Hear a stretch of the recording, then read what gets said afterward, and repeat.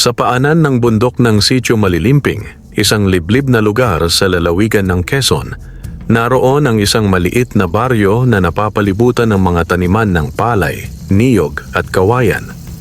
Dito nakatira ang 14 na taong gulang na si Robin, isang batang lalaki na kilala sa pagiging masipag, matalino at masunurin sa magulang. Ngunit higit sa lahat, siya ay isang batang magsasakang estudyante, nag-aaral sa umaga at tumutulong sa bukid sa hapon. Mula sa paaralan, umuwi si Robin ng nakayapak. Dala ang kanyang sira-sirang bag na puno ng lumang notebooks at lapis na halos kaputol na. Ngunit kahit salat sa yaman, taglay niya ang kayamanang hindi nakikita, ang pagiging mabuting anak, ang sipag, at ang isang lihim na tanging siya lamang ang may alam. Isang hapon ng tag-araw, habang siya ay nagpapahinga sa lilim ng punong mangga, matapos ang maghapong pag-aararo ng lupa gamit ang kalabaw nilang si Tornado, isang mahina ngunit kakaibang tunog ang kanyang narinig mula sa damuhan sa gilid ng sapa. Ting ting ting. Parang may munting kampana, pumikit siya't nakinig. Ting ting ting. Kalabaw ba yon? Hindi naman siguro. Bulong niya sa sarili habang dahan-dahang tumayo. Sumilip siya sa makakapal na damo at naroon. Isang munting nilalang na may suot na pulang sombrero, berdeng salakot at gintong sintas. Isang duwende. Maliit ito, halos kasukat lamang ng kanyang palad, may makakapal na kilay, mahahabang tenga at isang kakaibang ngiti. Hindi ito mukhang masama, sa katunayan, ito ay mukhang masayahin. Ay! Nakita mo ako? Sabi ng duwende na tila ba hindi natatakot. Napaatras si Robin, ngunit nanatili siyang kalmado. Ah, ako si Robin. Anak ni Mang Kanor. Hindi ko sinasadya. Alam ko kung sino ka. Matagal na kitang pinagmamasdan, Robin. Alam ko ang kabutihan ng puso mo, kaya ako'y nagpakita sa iyo. Nanlaki ang mata ng bata. Totoo bang duwende ka? Ngumiti ang munting nilalang. Ako si Tikus, ang bantay ng lupang ito. Sa bawat batang marunong magpakumbaba at may paggalang sa kalikasan, ako'y nagpapakita. Hindi makapaniwala si Robin. Noon lamang siya nakarinig ng duwende na hindi nagtutulak ng takot kundi ng kabaitan. At sa gabing iyon, nagsimula ang isang kakaibang pagkakaibigan, isang ugnayan sa pagitan ng tao at engkantong nilalang. Araw-araw matapos ang gawain sa bukid at pag-aaral, palihim na bumabalik si Robin sa gilid ng sapa upang makipagkwentuhan kay Tikus.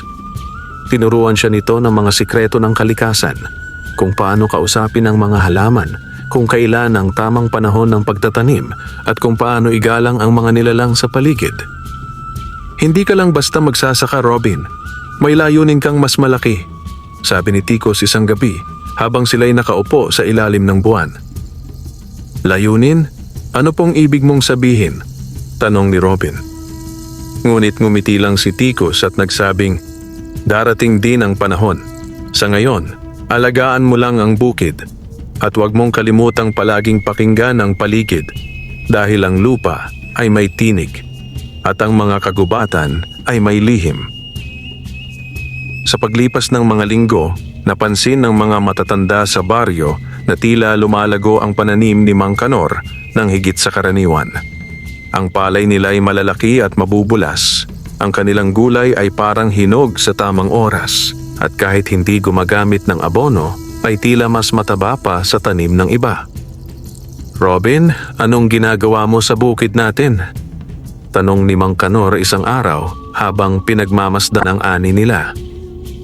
Sumusunod lang po ako sa tamang panahon at panalangin, sagot ni Robin. Sabay sulyap sa kakahuyan kung saan naroon si Tikus. Ngunit hindi alam ng mag-ama, may ibang nilalang na nakamasid sa kanila. Mga matang mapupula na naglalakad sa gabi, mga nilalang na hindi natutuwa sa pagkakaibigang nabuo sa pagitan ng tao at ng duwende. At dito nagsisimula ang lihim na laban. Makalipas ang ilang araw mula nang makilala ni Robin si Ticus, naging mas malalim ang ugnayan nilang dalawa. Hindi lamang siya isang karaniwang magsasakang estudyante. Unti-unti, natututo siyang makinig sa mga palatandaan ng kalikasan, sa bulong ng hangin, sa pagkislot ng mga dahon, at sa pintig ng lupa. Gabi ng Miyerkules, matapos niyang tulungan si Tatay Kanor sa pag-aani ng palay, muling tumungo si Robin sa gilid ng sapa kung saan siya madalas makipagtagpo kay Ticus. Bitbit niya ang isang supot ng pinakbet na luto ni Nanay Lorna, dala niyang pasalubong sa kanyang munting kaibigan. "Ticus!" tawag niya habang iniilawan ng maliit na lamparang digas ang kanyang daraanan. Bigla siyang huminto. May malamig na ihip ng hangin na hindi karaniwan. Umalo ng damuhan kahit wala namang bagyo. At sa di kalayuan, tila may matang nanonood sa kanya, mapula, malamlam, at naglalagablab sa dilim. "Ticus?" Ulit niya, ngayon ay mas mababa ang tono ng kanyang boses. Lumabas si Ticus mula sa ilalim ng ugat ng puno ng balete. Mukhang kabado ito, hindi tulad ng karaniwang masayahing anyo. "Robin," bulong nito. "May kakaibang galaw sa kagubatan. May mga nilalang na matagal nang natutulog, ngayoy gumigising." "Anong klaseng nilalang?" tanong ni Robin habang inaabot ang pinakbet. Hindi tinanggap ni Ticus ang pagkain, bagkus ay tumingin ito sa kabundukan sa silangan. "Mga nilalang ng dilim, mga engkanto na hindi katulad ko, mga nananakit, naninira at galit sa tao." Lumamig ang pakiramdam ni Robin. "Bakit sila nagigising ngayon?" "Dahil sa iyo," sagot ni Ticus. "Ang lupa'y nabubuhay. Ang tanim niyong palay ay tila pinagbubuklod ng isang kakaibang lakas. Likas sa kabutihan mo, Robin, ang magsilbing liwanag. Ngunit sa bawat liwanag may aninong sumusunod." Napatitig si Robin sa kanyang mga palad. "Wala naman akong ginagawa kundi ang mag-aral at tumulong sa bukid." "Hindi mo man ito alam, ngunit ang iyong puso ay malinis. Ang ganitong uri ng kabutihan ay bihira na sa mundo ng tao. Kaya't ikaw ay napiling tagapag-ingat ng binihi ng lupa." "Binihi ng lupa?" tumango si Ticus. "Isang di nakikitang regalo mula sa kalikasan. Isa itong kapangyarihang hindi mo agad makikita, ngunit nararamdaman ng mga nilalang sa paligid. Puno, hayop, engkanto, at mga nilalang ng dilim." Bago pa man makapagtanong ulit si Robin, isang malakas na kaluskos ang narinig sa may damuhan. Sumulpot ang isang hayop na tila malaking aso, ngunit may maiitim na pakpak at pulang mata. Tumatalsik ang laway nito habang mababangis ang pag-ungol. "Isang sigbin!" sigaw ni Ticus. "Tumatambay lang ito sa mga lugar na may dilim, pero ngayon tila sumusubaybay na ito." Hinila ni Ticus si Robin at itinuro ang isang punong saging. "Doon ka! Mabilis!"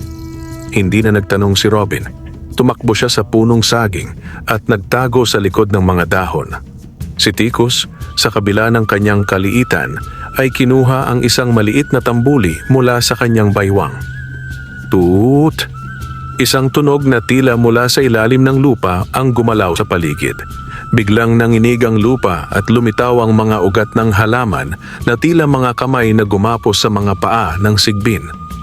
Napaatras ito, nagngingit-ngit bago tuluyang tumakbo papalayo sa kagubatan. Tahimik, madilim. Nanatiling nakayuko si Robin sa takot, habang si Ticus ay nakatayo sa ibabaw ng bato, hingal at pagod. Hindi na ito simpleng babala, wika ng duwende. Sinimulan na nila. Pinuntahan ka na nila, Robin. Dahan-dahang lumapit si Robin. Ano ang kailangan kong gawin? Huminga ng malalim si Ticus. Simula ngayon, kailangan mo ng paghandaan ang iyong sarili. Dahil sa darating na mga araw, susubukin ka. Hindi lamang bilang magsasaka, kundi bilang tagapangalaga ng lupa, ng kabutihan, at ng balanse ng daigdig. Kinabukasan, Nagising si Robin na tila hindi makapaniwala sa mga nangyari noong gabi. Habang naguhugas ng pinggan sa poso, patuloy ang pag-ikot ng tanong sa kanyang isip. Ano ba talaga ang ibig sabihin ng binihi ng lupa? Paano ako makapaghahanda laban sa mga engkantong masama? Pagpasok niya sa paaralan, pansin ng mga guro at kaklase ang tila pagkalalim ng kanyang iniisip. Hindi na siya masyadong makulit at bihira ng ngumiti. "Robin, okay ka lang ba?" Tanong ng kanyang matalik na kaibigang si Jomar habang sila'y nakaupo sa ilalim ng manggang punong abungan ng paaralan. Tumango lamang si Robin. "Pagod lang siguro. May mga ginagawa rin kasi kami sa bukid." Ngunit sa likod ng kanyang mata, alam niyang may higit pa sa simpleng pagod ang bumabagabag sa kanya. Sa kanyang puso, may umuusbong na takot, ngunit kaakibat nito ay ang isang kakaibang lakas, isang panibagong layunin. Pagka-uwi mula sa paaralan, agad siyang nagtungo muli sa gilid ng sapa kung saan naghihintay si Tikus. "Handa ka na ba?"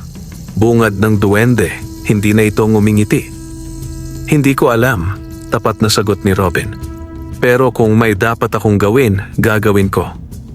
Tumango si Tikus. "Kailangan mong maranasan ang pagsubok ng luma't lupa, isang ritual na ipinagkakaloob lamang sa mga pinili ng kalikasan, hindi upang bigyan ng kapangyarihan, kundi upang gisingin ang lakas na nasa loob mo na." "Inuulit mo palagi yan, Tikus. Anong lakas ba yon?"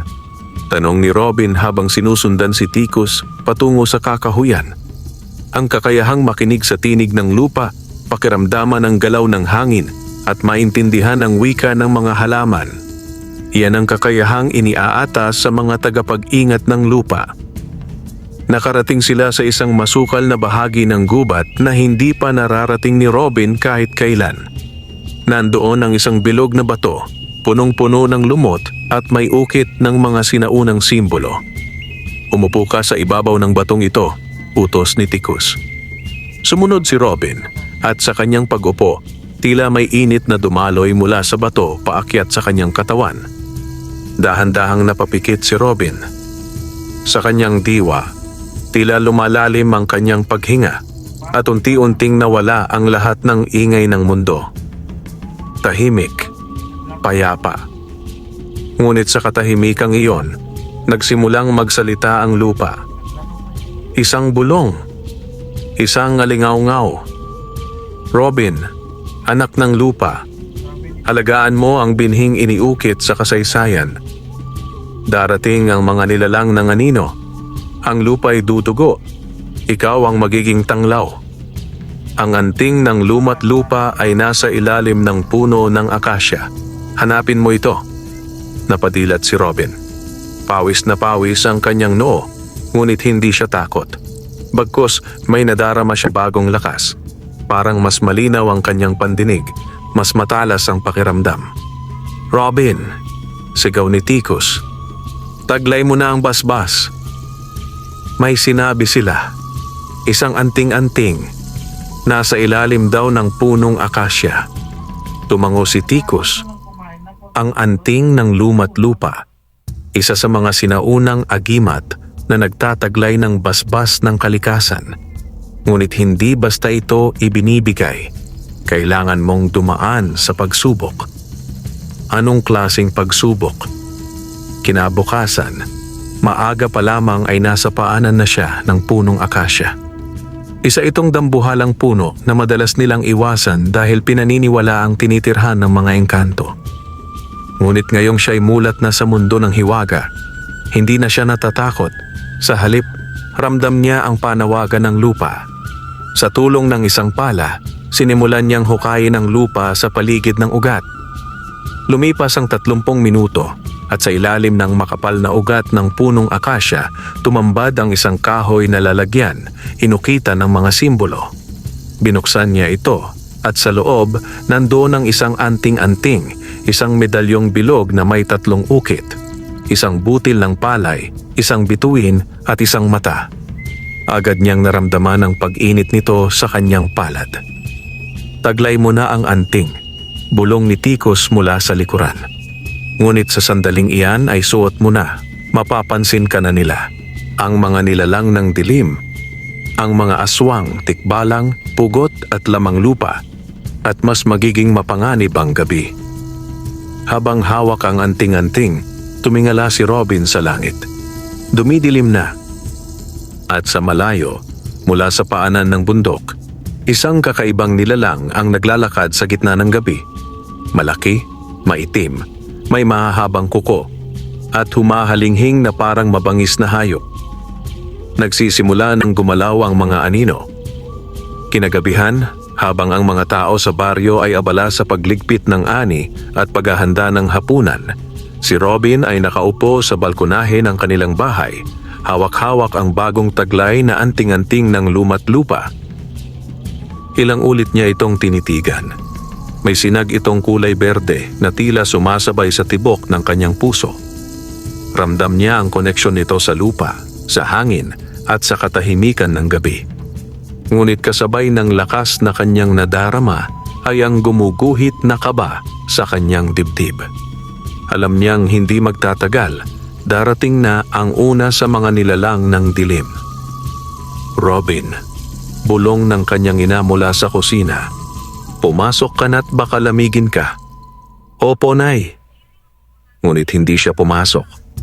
Sa halip, iniipit niya ang anting sa ilalim ng kanyang damit at dahan-dahang lumabas sa likod bahay.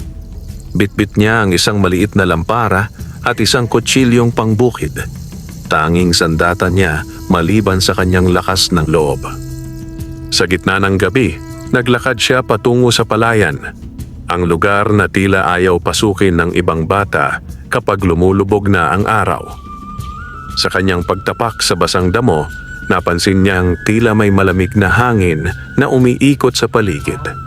Tahimik, walang kuliglig, walang huni ng ibon, wala ni anino ng kahit anong hayop. At pagkatapos ay dumating ito. Isang aninong lumitaw mula sa malalayong punong kahoy sa tabi ng palayan. May katawang parang tao, ngunit ang balat ay tuyo at nangingitim. Ang mata ay kulay pula at kumikislap. Ang bibig ay umaagos ng laway na parang may apoy sa loob. Isa itong pangog, isang halimaw na dating tao, ngunit sinumpa ng mga engkantong masama. Kaya pala bumabango ang lupa sa lugar na ito. May tagapag-ingat na. Sampit nito habang dahan-dahang lumalapit. Si Robin, bagamat nanginginig, ay tumindig ng tuwid. Hinawakan niya ang anting-anting sa kanyang dibdib. Agad itong nagliwanag at tila may mainit na hangin na bumalot sa kanyang katawan. "Anong kailangan mo?" tanong ni Robin. "Ang binihi, ang anting, at ang dugo mo." Mabilis ang galaw ng nilalang. Isang kisap mata lamang at nasa harapan na ni Robin. Ngunit sa sandaling halos mahawakan na siya ng nilalang, may biglang sumulpot mula sa damuhan. Isang liwanag, isang musika, isang mahika. Tikus. Nakatayo siya sa ibabaw ng isang lumulutang na dahon ng gabi. Hawak ang tambuli at sa kanyang mga labi ay isang orasyon. Sa ngalan ng liwanag at lupa, iniuutos ko. Tumigil ka sa daan ng kabutihan. Tumigil ang nilalang sa pag-atake, tila nabingi sa tunog ng tambuli. "Robin!" sigaw ni Tikus. "Itaas mo ang anting-anting. Harapin mo siya ng buong tapang." Sinunod ni Robin ang utos. Itinaas niya ang kanyang kamay at agad mula sa anting-anting ay lumabas ang sinag na berdet kinto. Tumama ito sa nilalang na pangog at nagsimulang magliyab ang balat nito. Nagsisigaw ito sa sakit, umuurong habang unti-unting nalulusaw sa lupa. Hindi pa ito ang huli. Hiyaw ng nilalang bago ito tuluyang naglaho, naiwan ang amoy ng nasusunog na dahon at asupre. Tahimik na muling bumalik ang kuliglig, bumalik ang hangin, bumalik ang gabi sa kanyang natural na anyo. Huminga si Robin ng malalim. "Hindi ako makapaniwala," bulong niya. "Hindi ko akalaing kaya kong gawin yon." Lumapit si Tikus. Hindi lang ang anting-anting ang gumalaw, Robin. Ikaw rin. Hindi nito magagawa ang liwanag na yon kung wala ang lakas ng loob at kabutihan mo. Ngayong naranasan mo na ang unang pagsubok, mas handa ka na. Marami pa ba sila? Tumango si Tikus. Ang pangog ay bantay lamang. Isa siyang pasubok. Ngunit sa mga darating na gabi, mas malalakas pa ang lalapit sa'yo. Ang susunod ay hindi mag-iisa. Kinabukasan, may nabalitaan si Robin mula sa baryo. May napatay na kambing sa kabilang bukid, sabi ni Mang Kanor habang kumakain ng agahan. Parang binutas ang leeg at sinipsip ang dugo. Napatingin si Robin kay Tikus na nakaupo sa gilid ng bintana ng kanilang bahay, nakatago sa isang paso ng halaman. Nagkatinginan sila. Simula pa lang ito. Lumipas ang mga araw at sa bawat pag-ikot ng buwan, unti-unting nararamdaman ni Robin ang pagbabago ng mundo sa paligid niya. Ang palayan na dati tahimik at ligtas, ngayoy tila binabantayan ng mga matang hindi niya nakikita. Ang mga ibon sa umaga ay bihira ng umaawit at ang hangin sa hapon ay tila may dalang babala. Hindi na rin basta nakakapasok si Robin sa gubat ng mag-isa. Kahit pataglay niya ang anting ng luma't lupa, alam niyang hindi ito sapat kung kakulangan ang tapang sa puso. Mabuti na lang at laging nariyan si Tikus, laging handang umalalay at nagtuturo ng mga bagong kaalaman araw-araw. Isang gabi habang si Robin ay abala sa pagsusulat ng aralin sa ilalim ng gaserang ilaw, may mahinang pagkatok sa bintana. Hindi ito ang normal na tunog ng kamay. Ito'y parang kuko sa kahoy. Tok! Tok! Tok! Napatingin si Robin. Kinabahan. Kinuha niya ang anting-anting mula sa kanyang dibdib at lumapit sa bintana. Nang silipin niya, wala siyang nakita maliban sa malamlam na liwanag ng buwan at sa anyo ng isang anino na mabilis na naglaho. Agad siyang lumabas ng bahay. Dala ang maliit na gulok at ang kanyang anting-anting. Tinungo niya ang likod ng kanilang bakuran kung saan naroroon ang puno ng bayabas. Sa paanan ng puno, may kakaibang marka sa lupa. Parang mga bakas ng paa ng tao, ngunit mas mahaba ang mga daliri at parang may mga kuko. Tikus, tawag niya sa hangin. Nararamdaman mo ba ito? Mula sa isang tuyong bao ng niyog sa tabi ng bintana, sumilip ang munting duwende. Robin, kailangan nating puntahan ang bukid ng mga dimakulangan. Doon napatay ang kambing kamakailan. May nararamdaman akong presensya ng mga tawong itim sa bukid ng pamilya Dimakulangan. Madaling araw na nang makarating sila sa nasabing bukid. Walang ilaw. Tahimik. Tanging sinag ng buwan ang nagsisilbing gabay nila sa madamong daan. Habang papalapit sila sa kulungan ng hayop, nakaramdam si Robin ng malamig na hangin na tila ba bumabalot sa kanyang batok. Tumingin siya sa paligid at doon niya sila nakita. Tatlong nilalang, may timang balat, may mahahabang buhok at ang matay pula. Ang mga ngipin nila'y matutulis, parang hayop. Nakasuot sila ng itim na damit na tila gawa sa balat ng hayop. Hindi sila basta aswang. Hindi rin sila normal na engkanto. Tawong itim, bulong ni Tikus. Mga tagapangalaga ng kadiliman. Hindi sila umaatake ng walang utos. Ibig sabihin, may mas mataas pa sa kanila. May namumuno sa mga ito. Anong dapat kong gawin? Tanong ni Robin habang dahan-dahang kumakapit sa anting. Piliin mong lumaban, pero huwag mong kalimutang ang lupa ang iyong kakampi. Tumindig si Robin at sa loob ng kanyang isip ay sinambit ang orasyon na itinuro sa kanya ni Tikus ilang araw na ang nakaraan. Sa ngalan ng luma't lupa, ako'y humihiling ng lakas. Ipagkaloob mo sa akin ang liwanag ng butil, ang tibok ng ugat, ang hininga ng hangin. Agad na nagliwanag ang anting-anting sa kanyang dibdib at mula sa lupa ay tila may umusbong na mga ugat na baging. Ang mga ito ay bumalot sa kanyang mga braso at binti, nagbigay ng lakas at proteksyon. Ang kanyang mga mata ay kumislap ng luntiang liwanag.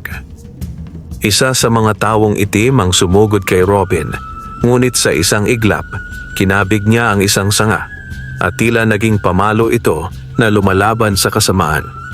Sa bawat palo niya, may apoy na berde ang sumusiklab. Sumugod din ang dalawa pang nilalang. Ngunit sa bawat hakbang nila, ang lupa ay tila lumalambot, kumagapos sa kanilang mga paa. Napahandusay sila at bago pa man makabangon, tinamaan sila ng liwanag mula sa anting-anting ni Robin. Isang pagsabog ng ilaw ang lumaganap sa paligid. Nang maibalik ang normal na liwanag, wala na ang tatlong nilalang. Tanging mga abo na lang ang natira. Hindi na sila basta taga-subok, sabi ni Ticos habang naglalakad pa uwi si Robin. Ano ang ibig mong sabihin? Ibig sabihin, may umaamoy na sayo. May nagpapadala na ng mga tauhan upang sukatin ka. At baka sa susunod, hindi na lang mga tauhan ang humarap sa iyo. Baka siya na mismo, ang pinuno nila. Sino siya? Tumigil si Ticos. Ang mukha nito ay seryoso at tahimik. Ang nilalang na tinatawag naming datu ng dilim. Isa siyang dating tagapag-ingat ng lupa gaya mo. Ngunit tinalikuran niya ang liwanag at piniling maghari sa ilalim ng anino. Habang papalapit na ang umaga, muli na namang bumalik sa kanyang tahanan si Robin. Ngunit ngayon, may mabigat ng dalang balita sa kanyang puso. Hindi na lamang simpleng laban sa gabi ang haharapin niya, kundi isang digmaang nakaugat sa kasaysayan at sa kanyang pagkatao. Sa mga sumunod na araw, lalong humigpit ang bantay ni Robin sa paligid. Si Ticos, kahit maliit, ay halos hindi na umaalis sa anino ni Robin. Pinayuhan siya nito na magdala palagi ng anting-anting, kahit nasa eskwelahan, kahit natutulog. Robin, sabi ni Ticos, habang magkasamang nagpapahinga sa lilim ng punong mangga, hindi mo lang kailangang matuto ng lakas. Kailangan mo ring kilalanin kung sino ka talaga. Napakunot noo si Robin. Ano bang ibig mong sabihin, Ticos? Hindi lang basta-basta ibinibigay ng lupa ang anting-anting ng luma't lupa. Kailangan muna nitong makatiyak na karapat-dapat ang pinipili. Hindi ito nagsisinungaling, Robin. Ibig sabihin, may dugo kang may ugnayan sa sinaunang mga tagapag-ingat ng lupa. Baka hindi mo alam, pero may lahi kang bantay. Naguluhan si Robin. Ang alam ko, simpleng magsasaka lang si Tatay Kanor. At si Nanay. Tahimik lang lagi, pero hindi naman sila nagsasalita ng tungkol sa mga ganyan. Tinanong mo na ba sila? Balik ni Ticos. Umiling si Robin. Panahon na para gawin mo yon. Ang lihim ni Mang Kanor. Gabi. Sa ilalim ng malabong liwanag ng gasera, habang ang kanilang pamilya ay sabay-sabay na kumakain ng sinaing na mais at tinapa, hindi mapakali si Robin. Huminga siya ng malalim at tinanong ang matagal nang iniisip. Tay, may itatanong po sana ako. Ano yon, anak? May lahi ba tayo ng tagapag-ingat ng lupa? O may kaugnayan sa mga duwende, anting-anting o alinmang mahiwagang bagay? Sandaling tumigil si Mang Kanor sa pagsubo.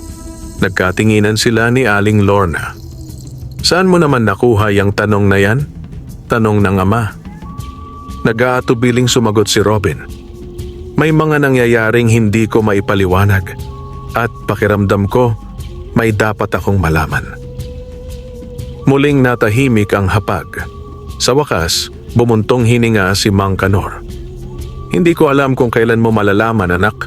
Pero, oo, ang lolo mo, si Lolo Basilio, ay isa sa mga huling bantay talim ng bundok Banahaw.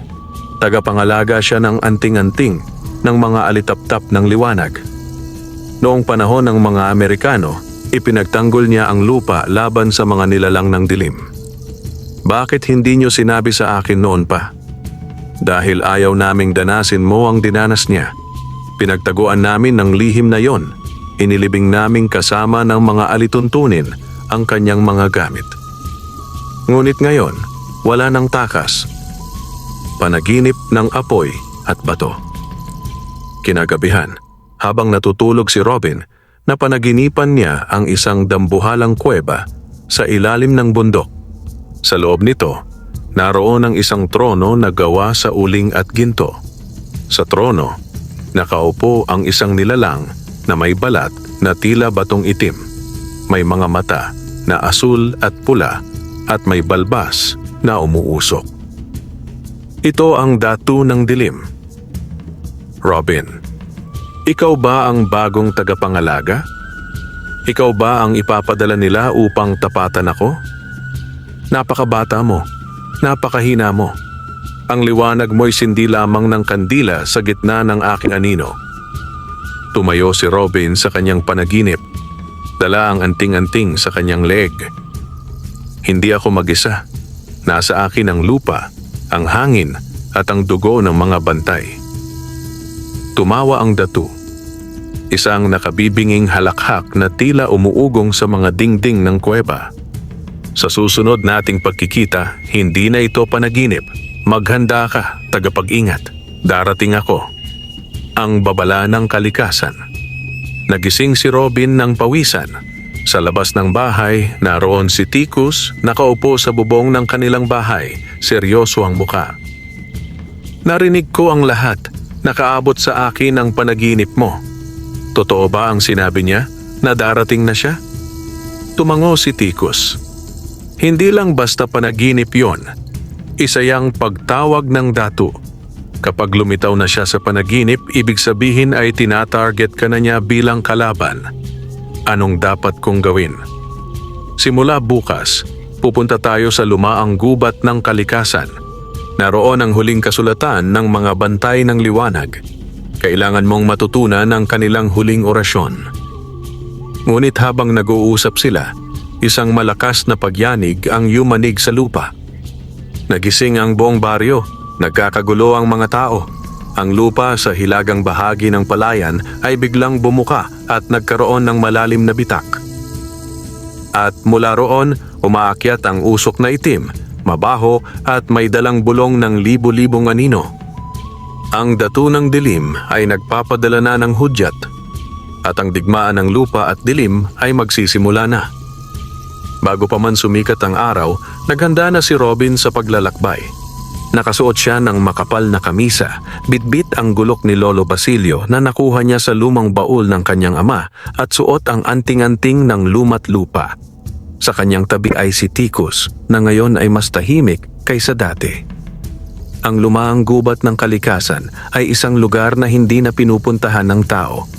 Ayon sa matatanda, ito'y dating pinamumugaran ng mga diwata at bantay lahi. Pero dahil sa pagputol ng puno, pag-abuso sa lupa at pagkakalimot ng mga tao sa kabutihan ng kalikasan, ang mga nilalang dito ay naglaho na. Pero ayon kay Tikus, hindi pa tapos ang lahat. Naroon pa rin ang alaala ng mga bantay at kung susundan ni Robin ang tamang landas, makakahanap siya ng gabay sa anyo ng isang sinaunang diwata, si Diwata Aglaya, tagapagtago ng orasyon ng liwanag. Paglalakbay sa gubat ng mga alaala. Ilang oras silang naglakad. Ang landas ay palusong, maputik at punong-puno ng tinik at dawag. Ngunit kahit mahirap, walang reklamo si Robin. Sa bawat hakbang niya, pakiramdam niya ay parang humihigpit ang kapit ng lupa sa kanyang mga talampakan. Parang pinakikiramdaman siya ng kalikasan. Ramdam mo? Tanong ni Tikus habang humihinto sa ilalim ng isang punong molave. Oo, sagot ni Robin. Parang binubuhay ako ng paligid. Tumango si Tikus. Ibig sabihin, tinatanggap ka ng gubat. Isa kang tunay na anak ng lupa. Maya-maya, may narinig silang awit. Buhay sa lupa, liwanag ng gabi. Ang tagapag-ingat ay humayot dumating na muli. Mula sa kakahuyan ay lumitaw ang isang nilalang. Isang babae, may kasuotang gawa sa mga dahon at bulaklak. May buhok na umaabot hanggang paa at mga matang parang tubig sa ilog. Siya ay hindi basta maganda, kundi makapangyarihan. Siya si Diwata Aglaya, ang diwata ng alaala. Robin, anak ng Kanor, apo ni Basilio, matagal ka naming hinintay, sabi ni Aglaya. Ang tinig niya ay parang ihip ng hangin na dumadampi sa balat. Lumapit si Robin at yumuko. Kailangan ko po ng tulong. May parating na panganib at hindi ko alam kung sapat ang aking lakas. Tumingin si Aglaya kay Ticus, sabay tango. Ang anting-anting ng lumat lupa ay nagsisilbing susi, ngunit kulang pa iyon. Ang tagapag-ingat ay kailangang may wika ng lupa, ang orasyon ng liwanag. At iyan ang aking ituturo sa iyo, ngunit may kapalit. Kapalit? Tanong ni Robin. Kailangan mong harapin ang sarili mong takot. Sa loob ng salaming gubat, makikita mo ang anyo ng iyong puso. Ang lahat ng kasinungalingan, panghihinayang at galit na pinipigil mo. Kailangan mong talunin ito. Dahil kung hindi, ang orasyon ay mananatiling nakatago. Ang salaming gubat. Dinala siya ni Aglaya sa gitna ng gubat sa isang parte kung saan may isang lawa na parang salamin. Ang tubig ay hindi gumagalaw at kahit anong itapon mo rito'y hindi ito lumilikha ng alon. Tumalon ka, sabi ng diwata. Hindi nagtanong si Robin. Tumalon siya. At sa kanyang pagbagsak sa tubig, hindi siya nabasa. Sa halip, bumagsak siya sa isang lugar na parang salamin ng kanyang diwa. Nasa loob siya ng kanyang sarili. Sa paligid ay ang kanyang kabataan, mga alaala ng pagod sa bukid, gutom, pag-aalipusta ng ibang bata, at ang damdaming minsang umusbong sa kanya. Hindi sapat ang magsaka. Wala akong patutunguhan. Biglang may lumitaw na anyo. Ang batang Robin, ngunit ang mga mata'y pula.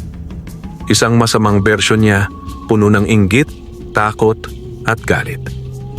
Lahat ng ginagawa mo, wala namang silbi. Pinapahirapan mo lang ang sarili mo. Dati nga, gusto mo nang tumigil sa pag-aaral, di ba? Ngunit tumindig si Robin. Oo, naisip ko yon.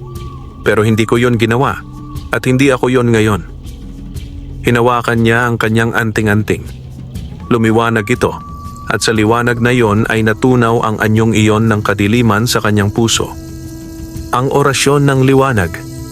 Paglabas niya sa salaming lawa, naroon si Aglaya at Ticus. Tumango ang diwata. Tagumpay ka. Ngayon, tatanggapin mo na ang orasyon.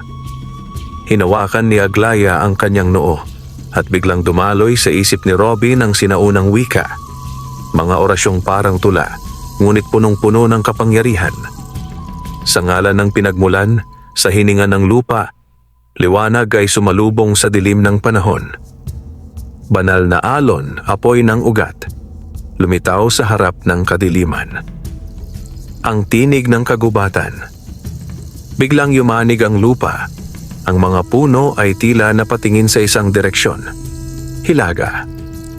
Robin, sabi ni Aglaya, ang dato ng dilim ay tumatawid na sa pagitan ng daigdig. May isang portal na nabuksan sa pinakailalim ng bundok. Napatitig si Robin sa direksyon ng palayan nila. Ibig sabihin, doon siya dadaan. Tumango si Ticus. At kung hindi tayo makakilos agad, baka sa susunod na araw, hindi na lang gabi ang kanilang kaharian, kundi ang buong daigdig. Ang buong baryo ni Robin ay nakabalot sa katahimikang hindi pangkaraniwan. Wala ni isang hayop ang umiimik. Maging ang hangin ay tila hindi na umiihip. Lahat ay nag-aabang sa isang bagay na hindi nila alam. Ngunit nadarama nilang palapit ito. Sa gitna ng palayan, nakatayo si Robin. Suot ang anting ng lumat lupa, hawak ang gulok ni Lolo Basilio, at sa dibdib niya ay mainit pa rin ang basbas ni Diwata Aglaya, ang orasyon ng liwanag.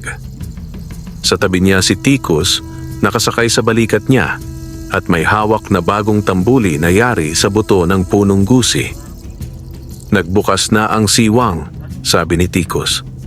Ngayong gabi, hindi lang nilalang ng dilim ang papasok, kundi si Datu ng dilim mismo. Mangyayari ito dito, sa palayan natin? Tanong ni Robin. Dito siya dadaan, sa mismong lugar kung saan piniling tumubo ang binihi ng lupa. Ito ang puso ng lupang pinoprotektahan mo. Ang pagbukas ng siwang. Mula sa gitna ng palayan, unti-unting bumuka ang lupa. Umiikot ang hangin at mula sa bitak ay may sumingaw na maitim na usok. Tila sumisigaw ang paligid at mula sa loob ng pumutok na siwang, lumabas ang tatlong nilalang. Mas malalaki sa mga pangog, mas malakas at mas mapanganib. May sungay, may pakpak, at ang mga matay apoy na pula. Ngunit hindi sila ang pinakadelikado. Mula sa pinakagitna, lumitaw na parang usok ang isang taong anyo. Matangkad, balot ng itim na balabal. Ang muka'y natatakpan ng maskarang yari sa aninong bato at sa ulo ay may korona ng tuyong ugat at bungo ng hayop. Ito na si Datu ng dilim. Ang harapan. Robin, bulong niya, ang boses ay tila halakhak ng kulog at hina ng kamatayan. Ikaw ba ang tagapag-ingat ng panahong ito? Napakabata mo. Hindi sukata ng edad sa puso ng isang tagapangalaga, sagot ni Robin. Inaabot ang kanyang anting-anting. Tumawa ang Datu. Matagal na akong naghihintay ng bagong kalaban. Sa tuwing sinisira ng tao ang lupa, ako'y lumalakas. Habang pinababayaan ninyo ang kalikasan, dumadami ang anino. Pero ikaw, Robin, ikaw lang ang sumuway sa agos. Kaya ikaw ang kailangan kong alisin.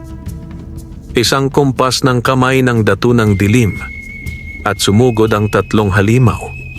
Mabilis ang una, may pakpak at pangil. Tumalon ito kay Robin, ngunit sa isang iglap, iniangat ni Robin ang anting-anting. Banal na alon, apoy ng ugat. Isang liwanag ang lumabas mula sa kanyang palad, tumama sa nilalang at winasak ito sa isang kisapmata. Ang lupa'y umalun-alon sa galit, ngunit hindi natinag si Robin. Sumunod ang dalawa pa, ngunit agad ding nasawata ng tambuli ni Tikos. Sa bawat ihip niya, lumilitaw ang ugat mula sa lupa na parang mga kamay. Ginagapos ang mga nilalang ng kadiliman. Orasyon ng liwanag. Ngayon, tanging si Datu ng dilim na lamang ang natitira. Lumapit siya, dahan-dahan, tila hindi nagmamadali. Ipapakita ko sa iyo, bata, kung bakit ako naging Datu. Itinaas niya ang kanyang kamay at ang langit ay biglang nagdilim. Ang buwan ay natakpan ng ulap at ang palayan ay tila nawalan ng kulay. Ngunit si Robin, sa halip na matakot, ay tumindig. Umusal siya ng buong lakas. Sa ngalan ng pinagmulan, sa hininga ng lupa, liwanag ay sumalubong sa dilim ng panahon. Banal na alon, apoy ng ugat, lumitaw sa harap ng kadiliman. Lumiwanag ang buong katawan ni Robin. Ang anting-anting ay sumabog sa liwanag na berdet ginto.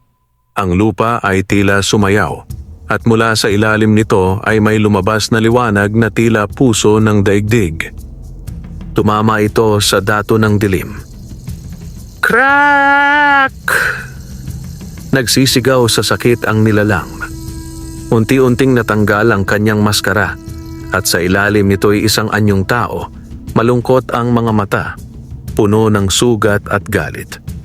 Ikaw rin, bulong ng Datu, ay katulad ko noon. Ngunit bago pa siya tuluyang magsalita, natunaw siya sa liwanag, hindi sa pagkatalo, kundi sa pagpapalaya. Ang umagang may panibagong laban. Sumikat ang araw. Muling sumariwa ang hangin sa palayan. Ang mga kuliglig ay nagbalikan. Ang mga damo ay kumakaway sa hangin. Ang mga bitak sa lupa ay unti-unting nagsara para bang walang nangyari. Natapos na ba? Tanong ni Robin kay Tikus. Ang unang yugto, sagot ni Tikus. Ngunit hindi ang buong laban. Ang dilim ay laging babalik. Ang tanong lang, may magbabantay ba sa liwanag? Ngumiti si Robin. Habang ako'y buhay at habang may nagtatanim sa lupa, laging may magbabantay. Wakas,